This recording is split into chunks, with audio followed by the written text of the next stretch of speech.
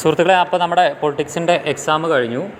Question paper വിശകലനം ചെയ്യുമ്പോൾ അത്ര വലിയൊരു ബുദ്ധിമുട്ടുള്ളൊരു ക്വസ്റ്റ്യൻ പേപ്പറൊന്നും അല്ല, കുറച്ചുകൂടെ ഒരു എളുപ്പമുള്ളതാണ്. ചില ചോദ്യങ്ങൾ ചിലപ്പോൾ കുട്ടികൾക്ക് മനസ്സിലാവാൻ ഒരു ബുദ്ധിമുട്ട് വന്നിട്ടുണ്ടാകും, ഒന്നിൽ കൂടുതൽ വരികളൊക്കെ ഉപയോഗിച്ചുകൊണ്ട്. അത് നമ്മൾ കുട്ടികളുമായിട്ട് സംസാരിക്കുമ്പോഴൊക്കെ കുട്ടികൾ പറഞ്ഞതാണ്. ചോദ്യം ഇങ്ങനെ 2-3 വരിയൊക്കെ വരുമ്പോൾ ഇതെന്തോ വലിയൊരു ചോദ്യമാണെന്നുള്ളൊരു തോന്നൽ വരും. അതുപോലെ തന്നെ ഇപ്പോൾ ഓരോ ചോദ്യങ്ങൾ നമ്മളിങ്ങനെ പേപ്പർ തുറന്നു നോക്കുമ്പോൾ അങ്ങനെ അടുപ്പിച്ചടുപ്പിച്ച ചോദ്യങ്ങൾ കാണുമ്പോൾ ഇത് കുറേ ഉണ്ടെന്നുള്ളൊരു തോന്നലും വരും. അങ്ങനെ ഒരു പ്രശ്നം മാത്രമേ ചില കുട്ടികൾ പറഞ്ഞുള്ളൂ. ചിലപ്പോൾ നിങ്ങൾക്കും അത് തോന്നിയിട്ടുണ്ടാവാം. എന്തായാലും നമുക്ക് ചോദ്യങ്ങളിലേക്ക് പോവാം. ആദ്യം 1 വേർഡുകളാണ്, 1 മുതൽ 11ാമത്തെ ചോദ്യം വരെ. നഗരപാലികാ സ്ഥാപനവുമായി ബന്ധപ്പെട്ട ഭേദഗതി ഏതാണെന്നാണ് 1ാമത്തെ ചോദ്യം. വിച്ച് അമെൻമെൻറ്റ് റിലേറ്റഡ് ടു നഗരപാലിക ഇൻസ്റ്റിറ്റ്യൂഷൻ? ഏതാണ്? 74ാം ഭേദഗതി. ഇന്നലെ ഞാൻ പറഞ്ഞിരുന്നത് 74 നഗരപാലിക എന്നും 73 പഞ്ചായത്ത് രാജ് എന്നും അറിയപ്പെടുന്നു. ഇനി ഓപ്ഷനിൽ തന്നിട്ടുള്ള മറ്റ് 3 ഭേദഗതികൾ എന്തൊക്കെയാണ്? 86ാമത്തെ വിദ്യാഭ്യാസത്തിനുള്ള അവകാശമല്ലേ, റൈറ്റ് ടു എഡ്യൂക്കേഷൻ. 42 വിവാദമായ ഭേദഗതിയല്ലേ. 91ാം ഭേദഗതിയാണ് മന്ത്രിസഭയുടെ വലുപ്പം 15% കൂടാൻ പാടില്ല എന്ന് പറയുന്നത്. അപ്പോൾ ഉത്തരം 74ആണ്. രണ്ടാമത്തെ നോക്കുക, ഒരു പ്രശസ്തനായിട്ടുള്ള ചിന്തകൻ്റെ വളരെ ഫേമസ് ആയിട്ടുള്ളൊരു കോട്ടാണ്. നിങ്ങൾ പറയുന്നതിനോട് ഞാൻ വിയോജിക്കുന്നു, പക്ഷേ പറയുവാനുള്ള നിങ്ങളുടെ അവകാശത്തിന് വേണ്ടി ഞാൻ പോരാടും. ചോദ്യം, ഇത് ഏത് തരം സ്വാതന്ത്ര്യത്തെയാണ് ഉയർത്തിപ്പിടിക്കുന്നത്? അത് നിങ്ങൾ കൃത്യമായിട്ട് ഇനി ബുക്കിൽ നോക്കി പഠിച്ചില്ലെങ്കിലും നിങ്ങൾക്ക് അതിനകത്ത് കണ്ടെത്താൻ പറ്റും. എന്താണ് അവിടെ പറഞ്ഞത്? നിങ്ങൾ പറയുന്നതിനോട് ഞാൻ വിയോജിക്കുന്നു, നിങ്ങൾ പറയുന്നതിനോട് എനിക്ക് യോജിപ്പില്ല, പക്ഷേ നിങ്ങൾക്ക് ആ പറയാനുള്ള അവകാശത്തിന് വേണ്ടി ഞാൻ പോരാടും എന്നാണ് പറഞ്ഞിട്ടുള്ളത്. അപ്പോൾ എന്താണ് അവിടെയുള്ള അവകാശം? പറയാനുള്ളതാണ്. നമ്മുടെ കാര്യങ്ങൾ നമുക്ക് ഒരു മടിയില്ലാതെ പറയുക, അത് ആവിഷ്കരിക്കുക എന്നുള്ളതാണ്. മറ്റുള്ളവരുടെ മുന്നിൽ ആവിഷ്കരിക്കുക എന്നുള്ളതാണ് അവിടെ അവകാശമായിട്ട് വരുന്നത്. അപ്പോൾ സമത്വത്തിലാണോ വരിക? സഞ്ചാരത്തിലാണോ? മതമാണോ? ആവിഷ്കാരമാണോ? ആവിഷ്കാരമാണ്. കാരണം നമുക്ക് പറയാനുള്ളത് ഫ്രീഡം ഓഫ് എക്സ്പ്രഷൻ. നമ്മൾ എക്സ്പ്രസ് ചെയ്യല്ലേ, നമുക്കൊരു കാര്യം പറയണം. അത് നമ്മൾ മറ്റൊരാളുടെ മുന്നിൽ എങ്ങനെയാണ് ചെയ്യുന്നത്? സമത്വം വെച്ച് പറയുകയാണോ, അല്ലെങ്കിൽ സഞ്ചാരം വെച്ച് പറയുകയാണോ, മതം വെച്ചിട്ട് പറയുകയാണോ? അല്ലല്ലോ, ആവിഷ്കരിക്കുകയല്ലേ ചെയ്യുന്നത്. അപ്പോൾ അത് ഫ്രീഡം ഓഫ് എക്സ്പ്രഷനാണ്. 3ാമത്തത്, തദ്ദേശ ഗവൺമെൻറ്റുകൾക്ക് ഭരണഘടനാ അംഗീകാരം നൽകണമെന്ന് പറഞ്ഞ കമ്മിറ്റി ഏത്? PK തുങ്കൻ കമ്മിറ്റിയാണ്. 4ാമത്തത്, ഭരണഘടനയുടെ അടിസ്ഥാന ഘടന അഥവാ basic structure of the constitution, അത് പരാമർശിച്ചിട്ടുള്ള കേസ് ഏതാണ്? ഞാൻ ഇന്നലെ പറഞ്ഞിരുന്നു, കേശവാനന്ദ ഭാരതി കേസാണ്. ആ കേസിലാണ് കോടതി പറഞ്ഞത്, സുപ്രീം കോടതി പറഞ്ഞത് എന്ത്? ഭരണഘടനയ്ക്ക് ഒരു അടിസ്ഥാന ഘടനയുണ്ട്, അതിനൊരു ബേസിക് സ്ട്രക്ചർ ഉണ്ട്, അതിനെ മാറ്റം വരുത്തിക്കൊണ്ടുള്ള ഒരു ഭേദഗതിയും ഇവിടെ അനുവദിക്കുന്നതല്ല, സാധ്യമല്ല എന്ന് പറഞ്ഞത് കേശവാനന്ദ ഭാരതി കേസിലാണ്. 5ാമത്തതോ, ഇന്ത്യൻ തദ്ദേശ ഗവൺമെൻറ്റിൻ്റെ തുടക്കം കുറിച്ച വൈസ്രോയ്, അത് റിപ്പൺ പ്രഭുവാണ്. അയാളാണ് പ്രാദേശിക ഗവൺമെൻറ്റിൻ്റെ പിതാവ് എന്നറിയപ്പെടുന്നത്. ഇനി 6ാമത്തത്, ചുവടെ നൽകിയിരിക്കുന്നതിൽ രാഷ്ട്രീയ എക്സിക്യൂട്ടീവിനെ കണ്ടെത്തുക. രാഷ്ട്രീയ എക്സിക്യൂട്ടീവ് എന്ന് പറഞ്ഞാൽ തെരഞ്ഞെടുപ്പിലൂടെയൊക്കെ വരുന്ന ആളുകളാണ്. ഒരു രാഷ്ട്രീയക്കാരൻ്റെ ഒരു സ്വഭാവം ഏറെക്കുറെ ഉണ്ടാവും. നോക്കുക, പ്രധാനമന്ത്രി രാഷ്ട്രീയമല്ലേ? ആണ്. ജില്ലാ കളക്ടർ രാഷ്ട്രീയമാണോ? അല്ല. കാരണം IAS കാരനല്ലേ കളക്ടർ ആവുന്നത്. വിദ്യാഭ്യാസ യോഗ്യത വെച്ചിട്ടാണ് വരുന്നത്, രാഷ്ട്രീയം നോക്കിയിട്ടല്ല. ഇനി controller and auditor general CAG, അതും വിദ്യാഭ്യാസ യോഗ്യത നോക്കി ഇൻ്റർവ്യൂ ഒക്കെ നടത്തി പരീക്ഷയൊക്കെ നടത്തിയിട്ട് വരുന്ന ആളാണ്. അപ്പോൾ CAG അല്ല, ഗവർണറാണ് ഉത്തരം. അപ്പോൾ പ്രധാനമന്ത്രിയും ഗവർണറുമാണ് അവിടുത്തെ ഉത്തരം. 7ാമത്തത്, പട്ടിക പൂർത്തിയാക്കുക. ഇന്നലെ പറഞ്ഞിരുന്നു 3 മാർക്കിന് വരുമെന്ന് നമ്മൾ പറഞ്ഞിരുന്നൊരു ചോദ്യമാണ്. ഭരണഘടന ഭേദഗതി ചെയ്യുന്ന മാർഗ്ഗങ്ങൾ. കേവല ഭൂരിപക്ഷമുണ്ട്, സിമ്പിൾ മെജോറിറ്റി ഉണ്ട്, പിന്നെ ഏതൊക്കെയുള്ളത്? സ്പെഷ്യൽ മെജോറിറ്റി, പ്രത്യേക ഭൂരിപക്ഷം, പിന്നെ special majority and rectification of power of state, പകുതി സംസ്ഥാനങ്ങളുടെ അംഗീകാരവും. 8ാമത്തെ ചോദ്യം, താഴെ നൽകിയിരിക്കുന്നതിൽ FPTP സമ്പ്രദായവുമായിട്ട് ബന്ധപ്പെട്ട് ശരിയായ പ്രസ്താവന കണ്ടെത്തുക. ഏതാണ് താഴെ തന്നിരിക്കുന്നതിൽ ശരി? ഞാൻ ഇന്നലെ പറഞ്ഞിരുന്നു, കേവല ഭൂരിപക്ഷവും ആനുപാതികവും തമ്മിലുള്ള വ്യത്യാസം കണ്ടുപിടിക്കണം, അത് മനസ്സിലാക്കി തന്നെ പോകണം എന്നുള്ളത്. രാജ്യത്തെ വിവിധ ചെറിയ നിയോജക മണ്ഡലമായി തരംതിരിച്ചിരിക്കുന്നു. അത് ശരിയല്ലേ? ആണ്. കേവല ഭൂരിപക്ഷത്തിൽ ചെറിയ നിയോജക മണ്ഡലങ്ങളാണ്. 2ാമത്തോ, വിജയിക്കുന്ന സ്ഥാനാർത്ഥിക്ക് ഭൂരിപക്ഷ വോട്ട് ആവശ്യമാണ്. ശരിയാണോ? അല്ല. കാരണം ഭൂരിപക്ഷം വേണ്ട.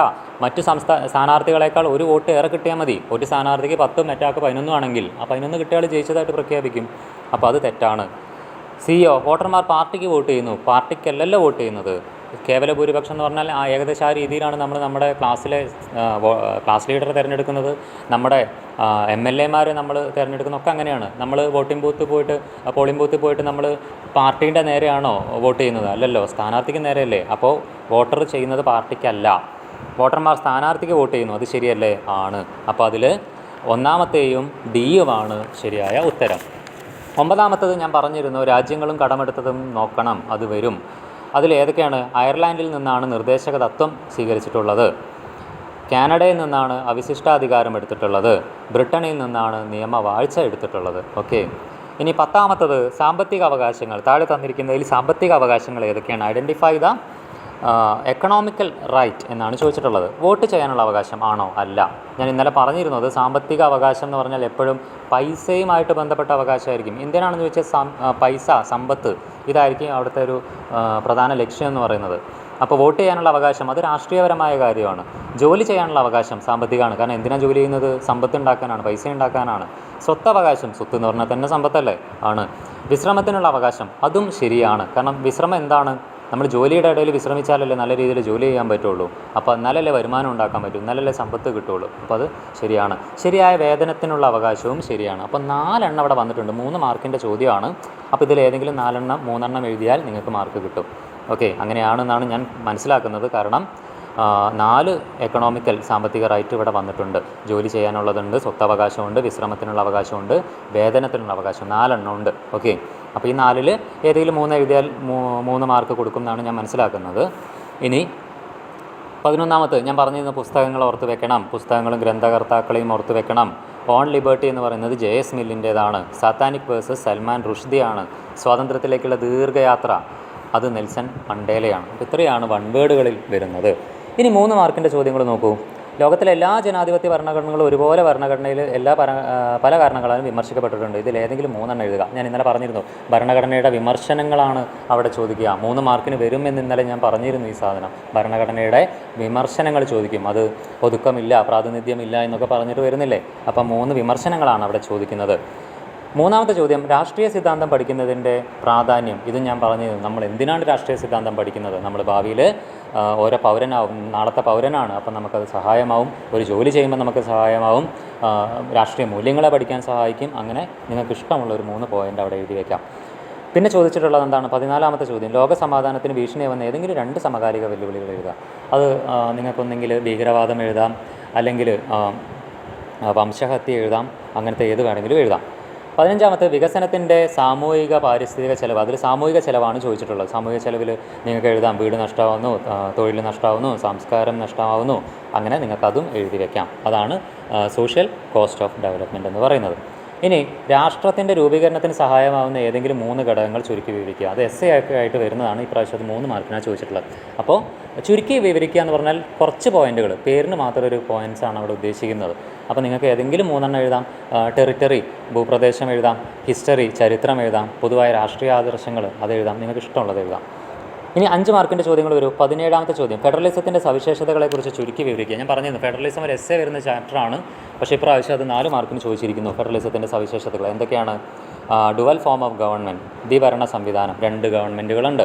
പിന്നെ അധികാര വിഭജനം 3 ലിസ്റ്റായിട്ട് തരംതിരിച്ചിരിക്കുന്നു.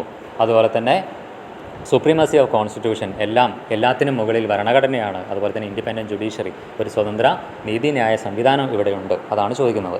18ാമത്തെ ചോദ്യം, സാർവത്രിക പൗരത്വം അഥവാ യൂണിവേഴ്സൽ സിറ്റിസൺഷിപ്പിനെ കുറിച്ച് ഒരു ചെറിയ കുറിപ്പ് തയ്യാറാക്കാനാണ്. എന്താണ് സാർവത്രിക പൗരത്വം എന്ന് പറഞ്ഞാൽ? ഓരോ രാജ്യത്തിനും പൗരത്വം കൊടുക്കാൻ വിവിധ മാനദണ്ഡങ്ങളാണുള്ളത്. അപ്പോൾ ഏതെങ്കിലുമൊക്കെ രാജ്യത്തിൽ യുദ്ധം, അതുപോലെ തന്നെ ക്ഷാമം തുടങ്ങിയ പ്രശ്നങ്ങളൊക്കെ വരുമ്പോൾ ആ രാജ്യത്തിലെ ജനങ്ങൾ എന്ത് ചെയ്യും? അവിടുന്ന് പലായനം ചെയ്യേണ്ടി വരും. അങ്ങനെ പലായനം ചെയ്യുന്നവരെ വേറെ ഒരു രാജ്യവും സ്വീകരിക്കില്ല. അപ്പോൾ ഇവർ ആരോരുമില്ലാത്ത അഭയാർത്ഥികളായിട്ട് മാറുന്നു. അപ്പോൾ അവരുടെ പൗരത്വം നമുക്ക് കാത്തു സൂക്ഷിക്കേണ്ടതുണ്ട്. അതിനുള്ളൊരു മാർഗ്ഗമായിട്ടാണ് എന്ത് പറയുന്നത്? ആഗോള പൗരത്വം എന്ന് പറയുന്നത് അതിൻ്റെ ഒരു സൊല്യൂഷനായിട്ട് പറയുന്നു എന്നുള്ളതാണ് അത് എഴുതേണ്ടത്. അതാണ് അതിൻ്റെ ഉത്തരം. ഇനി 19ാമത്തെ ചോദ്യം, അത് ഒരു 3 വരി കൊടുത്തിട്ടുണ്ട്. പക്ഷേ അവസാന വരിയിലാണ് അതിൻ്റെ ചോദ്യം കിടക്കുന്നത്. രാഷ്ട്രമാവുന്ന കപ്പലിൻ്റെ സ്റ്റിയറിംഗ് വീലിൻ്റെ സാരഥി എന്നാണ് പ്രധാനമന്ത്രിയെ വിശേഷിപ്പിക്കുന്നത്. വെറുതെ അത് പറഞ്ഞതാണ്. പ്രധാനമന്ത്രിയെക്കുറിച്ചൊരു ഒരു പുകഴ്ത്തൽ കൊടുത്തു. എന്നിട്ട് പാർലമെൻ്ററി സംവിധാനത്തിൽ പ്രധാനമന്ത്രിയുടെ സ്ഥാനം വിശകലനം ചെയ്യുക. എന്താണ് അദ്ദേഹത്തിൻ്റെ സ്ഥാനം എന്ന് പറഞ്ഞാൽ അദ്ദേഹത്തിൻ്റെ ചുമതലകൾ എഴുതാം. അദ്ദേഹം ഭരണത്തിൻ്റെ തലവനാണ്. മന്ത്രിസഭ രൂപീകരിക്കുന്ന അദ്ദേഹമാണ്. മന്ത്രിമാരുടെ വകുപ്പുകൾ തീരുമാനിക്കുന്ന അദ്ദേഹമാണ്. വിദേശ നയം രൂപീകരിക്കുന്നു, ദേശീയ നയം രൂപീകരിക്കുന്നു. അങ്ങനെ എന്ത് പോയിൻറ്റ്സ് നിങ്ങൾക്ക് എഴുതാം. 4 മാർക്കിൻ്റെ ചോദ്യമാണ്. ഒരു 4 സ്ഥാനം, ചുമതലകൾ നിങ്ങൾക്ക് കൃത്യമായിട്ട് എഴുതി വയ്ക്കാം. 20ാമത്തെ ചോദ്യം, ഒരു രാജ്യത്തിൻ്റെ മൗലിക നിയമമാണ് ഭരണഘടന. അതും ഒരു സ്റ്റേറ്റ്മെൻറ്റാണ്. Constitution is a fundamental law of land. അത് നമുക്ക് അറിയാവുന്ന കാര്യമാണ്. ചോദ്യം എന്താണ്? Analyse the function of constitution. ഭരണഘടനയുടെ 4 ധർമ്മങ്ങൾ എഴുതുക. ഇന്നലെ പറഞ്ഞിരുന്നു 5 മാർക്കിന് വരുന്ന ചോദ്യമാണ്. അപ്പോൾ ഏതെങ്കിലും 4 എണ്ണം നിങ്ങൾക്ക് എഴുതാം. ഏകോപനം ഉറപ്പ് നൽകുന്നു. It allows coordination and assurance. തീരുമാനമെടുക്കാനുള്ള അധികാരം വ്യക്തമാക്കുന്നു. It specify decision making power. അങ്ങനെ നിങ്ങൾക്ക് ഇഷ്ടമുള്ളൊരു 4 എണ്ണം അതിൽ എഴുതി വയ്ക്കാം. 21ാമത്തെ ചോദ്യം എന്താണ്? അതും ഇതുപോലെ ആദ്യത്തെ വരി ഒരു ഒരു സ്റ്റേറ്റ്മെൻറ്റാണ്. ഭരണഘടന ശക്തമായ കേന്ദ്ര ഗവൺമെൻറ്റോട് കൂടിയ ഒരു ഫെഡറൽ സംവിധാനമാണ് ഇന്ത്യൻ ഭരണഘടന സൃഷ്ടിച്ചിട്ടുള്ളത്. ഓക്കെ, നല്ല കാര്യം. ചോദ്യം എന്താണ്? കേന്ദ്ര ഗവൺമെൻറ്റിനെ ശക്തമാക്കുന്ന ഏതെങ്കിലും 4 ഭരണഘടനാ വ്യവസ്ഥകൾ വിശദീകരിക്കുക. അതാണ് ചോദ്യം. Explain any 4 constitution provision that make central government more powerful. ഫെഡറലിസത്തിൽ കൂടുതൽ അധികാരം കേന്ദ്രത്തിനാണ് എന്ന് എവിടെയാണ് പറയുന്നത്? അത് പറയുന്ന ഭരണഘടനാ വ്യവസ്ഥകൾ എന്തൊക്കെയാണ്? അപ്പോൾ നിങ്ങൾക്ക് ഇഷ്ടമുള്ളത് എഴുതി വയ്ക്കാം. എന്താണ്? സംസ്ഥാനങ്ങളുടെ അതിർത്തി കാര്യങ്ങളെല്ലാം തീരുമാനിക്കുന്നത് സെൻട്രൽ ഗവൺമെൻറ്റാണ്. അടിയന്തരാവസ്ഥ പ്രഖ്യാപിക്കുന്നതായിട്ട് ബന്ധപ്പെട്ടുള്ളത് സെൻട്രൽ ഗവൺമെൻറ്റാണ്. ധനപരമായ ഫിനാൻഷ്യൽ മാറ്റേഴ്സിൽ കൂടുതൽ അധികാരം കൂടുതൽ അത് കൺട്രോൾ ചെയ്യുന്നത് സെൻട്രൽ ഗവൺമെൻറ്റാണ്. അതുപോലെ തന്നെ ചില പ്രത്യേക സാഹചര്യങ്ങളിൽ സംസ്ഥാന ലിസ്റ്റിലെ സ്റ്റേറ്റ് ലിസ്റ്റിലെ വിഷയങ്ങളിലൂടെ കേന്ദ്രത്തിന് അധികാരമുണ്ട്. ഇങ്ങനെ നിങ്ങൾക്ക് ഇഷ്ടമുള്ളത് എഴുതി വയ്ക്കാം. ഇനി 5 മാർക്കിൻ്റെ ചോദ്യങ്ങളിലേക്ക് പോവാം. 22ാമത്തെ ചോദ്യം. തിരഞ്ഞെടുപ്പ് പരിഷ്കാരങ്ങൾ എന്ന വിഷയത്തിൽ ജില്ലാ പഞ്ചായത്ത് ഒരു സെമിനാർ സംഘടിപ്പിക്കുന്നു. ഈ വിഷയത്തിൻ്റെ മുഖ്യ പ്രഭാഷണം നടത്തുന്നതിന് അവർ നിങ്ങളെ ക്ഷണിക്കുന്നു. ഓക്കെ, നല്ല കാര്യം. എന്തായാലും അവരൊരു ഒരു സെമിനാറൊക്കെ സംഘടിപ്പിക്കുന്നുണ്ട്. അതിൽ പ്രഭാഷണത്തിന് വേണ്ടി നിങ്ങളെ വിളിക്കുന്നുണ്ട്. ഓക്കെ, പരീക്ഷ കഴിഞ്ഞിട്ട് നിങ്ങൾക്ക് പോയാൽ മതി. ഇപ്പോൾ തന്നെ അതിന് ഓടിപ്പാടി പോകണ്ട. അപ്പോൾ അത് പോകണോ വേണ്ടേ എന്നുള്ള കാര്യമൊക്കെ നിങ്ങൾക്ക് എന്ത് ചെയ്യാം? പരീക്ഷ കഴിഞ്ഞിട്ട് ഇറങ്ങിയിട്ട് നിങ്ങൾക്ക് ഇഷ്ടം പോലെ ഇരുന്നിട്ട് തീരുമാനിക്കാം. വെക്കേഷനാണ്, അപ്പോൾ പോകണോ വേണ്ടെന്നൊക്കെ തീരുമാനിക്കാം. പക്ഷേ ചോദ്യം എന്താണ്? അതിൽ നിങ്ങൾ ഊന്നൽ കൊടുക്കാൻ പോകുന്ന 5 തെരഞ്ഞെടുപ്പ് പരിഷ്കാരം നിർദ്ദേശിക്കുക. അതാണ് സജസ്റ്റ് എനി 5 ഇലക്ടറൽ റിഫോംസ്. ചോദിക്കുന്ന തെരഞ്ഞെടുപ്പ് പരിഷ്കാര നിർദ്ദേശമാണ്. അതാണ് പറഞ്ഞാൽ മതി. നിങ്ങളെ വിളിക്കുന്നതൊക്കെ വെറുതെ പറ്റിക്കാൻ വേണ്ടിയിട്ടായിരിക്കും. സെമിനാർ ഉണ്ട് എന്നൊക്കെ പറഞ്ഞ് ചിലപ്പോൾ നിങ്ങൾ അവിടെ പോയി കഴിഞ്ഞാൽ ഇതൊന്നും കാണാൻ പറ്റില്ല. അപ്പോൾ ചോദിക്കുന്നത് എന്താണ്? തെരഞ്ഞെടുപ്പ് പരിഷ്കാര നിർദ്ദേശങ്ങളാണ്. നിങ്ങൾക്ക് ഇഷ്ടമുള്ളത് എഴുതാം. ആനുപാതിക പ്രാതിനിധ്യം കൊണ്ടുവരണം, സ്ത്രീകൾക്ക് സംവരണം കൊടുക്കണം. പക്ഷേ സ്ത്രീകൾക്ക് സംവരണം ഇപ്പോൾ ഇനി എഴുതാൻ പറ്റില്ല. ബുക്കിലുണ്ട് എന്നുള്ളത് കൊണ്ട് ചിലപ്പോൾ നിങ്ങൾക്ക് എഴുതാം. പക്ഷേ കറണ്ട് അഫയേഴ്സുമായിട്ട് നിങ്ങൾ അപ്ഡേറ്റ് ചെയ്ത് നോക്കുമ്പോൾ മനസ്സിലാക്കേണ്ടത് സ്ത്രീകൾക്ക് സംവരണം കൊടുക്കണം എന്നുള്ളത് ഇനി പറയാൻ പറ്റില്ല. കാരണം പുതിയ പാർലമെൻറ്റ് വന്നപ്പോൾ ആദ്യം പാസ്സാക്കിയത് അതാണ്, സ്ത്രീ സംവരണം ഉറപ്പാക്കിയിട്ടുണ്ട്. അപ്പോൾ അത് ഓൾറെഡി ഇപ്പോൾ നിലവിൽ വന്നിട്ടുണ്ട്. പിന്നെ നിങ്ങൾക്ക് എന്തൊക്കെ എഴുതാം? കുറ്റവാളികളെ സ്ഥാനാർത്ഥിയാക്കാൻ പറ്റില്ല, തെരഞ്ഞെടുപ്പിൽ ധനപരമായ ദുരുപയോഗം നിയന്ത്രിക്കണം, അങ്ങനെ ഇഷ്ടമുള്ളത് എഴുതാം. ഓക്കെ, ഇനി 23ാമത്തെ ചോദ്യം. സമത്വം എന്നാൽ എന്ത്? What you mean by equality? Explain 2 dimensions of equality. സമത്വത്തിൻ്റെ ഏതെങ്കിലും 2 തലങ്ങൾ. അത് വിവിധ തരമാണ് ചോദിക്കുന്നത്. രാഷ്ട്രീയ സമത്വമുണ്ട്, സാമൂഹികമുണ്ട്, സാമ്പത്തികമുണ്ട്. ഇതിലേതെങ്കിലും 2 എഴുതിയാൽ മതി. ഓക്കെ, ഇനി 24ാമത്തെ ചോദ്യം. ഇന്നലെ ഞാൻ പറഞ്ഞിരുന്നത് 73ാം ഭേദഗതിയിലൂടെ ഗവൺമെൻറ്റുകൾക്ക് വന്നിട്ടുള്ള 5 മാറ്റങ്ങൾ എഴുതുക. ഏതെങ്കിലും 5 changes broad by 73rd amendment. അത് നിങ്ങൾക്ക് ഒന്നെങ്കിൽ ചേഞ്ച് എന്നുള്ള രീതിയിൽ എഴുതാം, അല്ലെങ്കിൽ അതിൻ്റെ ഫീച്ചർ തന്നെയാണ്. ഫീച്ചർ എഴുതുമ്പോൾ അതൊരു ചേഞ്ചായിട്ട് പരിഗണിക്കെങ്കിലും കറക്റ്റായിട്ട് അത് എഴുതണം എന്നുള്ളതാണ്. കറക്റ്റ് എഴുതുമ്പോൾ നിങ്ങൾ ബിഫോർ ആൻഡ് ആഫ്റ്റർ, മുമ്പും ശേഷം എന്ത് മാറ്റമാണ് ഉണ്ടായതെന്നുള്ളത് എഴുതാം. 73 മാത്രമേ ചോദിച്ചിട്ടുള്ളൂ. അതുകൊണ്ട് നിങ്ങൾക്ക് എല്ലാ സവിശേഷത എഴുതാം. മുമ്പ് ത്രിതല പഞ്ചായത്ത് ഉണ്ടായിരുന്നില്ല, പിന്നീട് അത് വന്നു. മുമ്പ് ഗ്രാമപഞ്ചായത്തിന് പ്രാധാന്യം ഉണ്ടായിരുന്നില്ല, പിന്നെ അത് വന്നു. അതുപോലെ തന്നെ മുമ്പ് സംസ്ഥാന ധനകാര്യ കമ്മീഷൻ ഉണ്ടായിരുന്നില്ല, വന്നു. മുമ്പ് സംവരണം ഉണ്ടായിരുന്നില്ല, വന്നു. അപ്പോൾ നിങ്ങൾക്ക് ഇഷ്ടമുള്ള ഒരു 5 മാറ്റങ്ങൾ എഴുതാം. ഇനി 25ാമത്തെ ചോദ്യം വരുമെന്ന് ഞാൻ ഇന്നലെ പറഞ്ഞതാണ്. ജൂറിസ്ഡിക്ഷൻ ഓഫ് സുപ്രീം കോടതിയുടെ അധികാര പരിധി വരുമെന്ന് ഞാൻ പറഞ്ഞിട്ടുണ്ടായിരുന്നില്ലേ? ഏതൊക്കെയാണ്? ഉത്ഭവാധികാരം അല്ലെങ്കിൽ തനതാധികാരം, റിട്ട് അധികാരം, ഉപദേശാധികാരം, അതുപോലെ തന്നെ എന്താണ്? അപ്പീൽ അധികാരം. അത് കൃത്യമായിട്ടാണ് എഴുതി വെച്ചാൽ മതി. ഇനി നീതിയുടെ 2 തത്വങ്ങൾ, അതും ഞാൻ ഇന്നലെ വരുമെന്ന് പറഞ്ഞതാണ്. What are the 2 principles of justice? Equal treatment for equal എന്ന് വെച്ചാൽ എന്താണ്? ഇക്വാളിറ്റി ബിഫോർ ലോ, എല്ലാവരും ഒരുപോലെ പരിഗണിക്കുക. There should be no discrimination. ജാതി, മതം തുടങ്ങിയവയാൽ ഒരു തരത്തിലുള്ള വിവേചനം പാടില്ല. ഇനി റെക്കഗ്നിഷൻ ഓഫ് സ്പെഷ്യൽ നീഡ്സ് എന്ന് പറഞ്ഞാലോ, നമുക്ക് നിയമപരമായിട്ട് ഉറപ്പുവരുത്തിയെന്ന് വെച്ചുകൊണ്ട് എല്ലാവർക്കും സാമൂഹ്യനീതി കിട്ടണമെന്നില്ല. അവിടെ ചില പ്രത്യേക അവശ്യ വിഭാഗങ്ങളുണ്ടാവും. അപ്പോൾ അവർക്കൊരു ചെറിയ പ്രത്യേക പരിഗണന കൊടുക്കണം. അതാണ് recognition of special needs. Some sections needs special consideration. അപ്പോൾ അവർക്ക് ആ കൺസിഡറേഷൻ കൊടുക്കണം. അതാണ് അവിടെ ഉദ്ദേശിക്കുന്നത്. അപ്പോൾ അത്രയും എഴുതിയ 5 മാർക്കിൻ്റെ ചോദ്യങ്ങളും വളരെ ഭംഗിയായിട്ട് തീർന്നു. ഇനി എസ് ആണ്. എസ് ഞാൻ പറഞ്ഞു വരും എന്ന് പറഞ്ഞു. മൗലികാവകാശം വന്നിട്ടില്ലേ? വന്നു. ഇനി 28ാമത്തെ ചോദ്യം നോക്കുക.